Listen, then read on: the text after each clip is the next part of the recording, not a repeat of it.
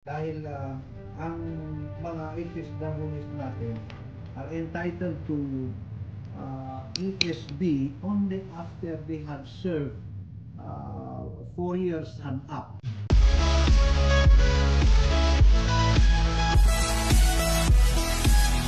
Yan, magandang buhay mga kabayani. Kamusta po kayo?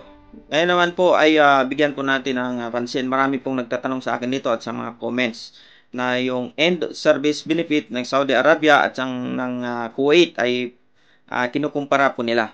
Iba po ang batas sa Kuwait at iba rin po sa Saudi Arabia. Sa Kuwait po, pag naka 2 years ka sa iyong contract, may 2 months salary ka rin po na indemnity plus 1 month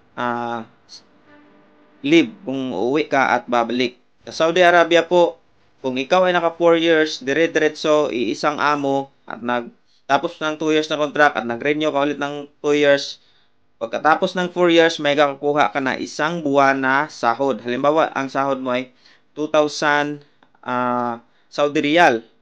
Pag abot mo ng 4 years, may makuha ka ng 1 month salary, 2,000 Saudi Riyal din po. Kung naka 6 years ka, ang makuha mo, 1 month and a half na sahod mo. Kung naka 8 years ka, mayroon kang 2 months na salary, equivalent sa 4,000 real kung 2,000 ang iyong sahod. Yan. Sa karagdagang kaalaman po, panoorin po ninyo ang i-play ko na video. Ito po si Attorney Fidel Macauyag, ang Migrant Workers Office Riyadh. Siya po dati ang labor attaché. Ngayon po ay nalipat po siya sa Jeddah. Para sa kaalaman po natin lahat. Panoorin po natin.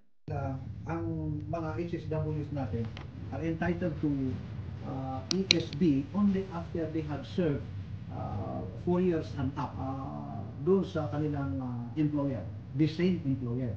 So, ibig sabihin, pagka hindi mo pa lang na-reach yung 4 na taon na paninilbihan sa iisang employer, ay hindi ka entitled ng ESD, Okay. end of service benefit.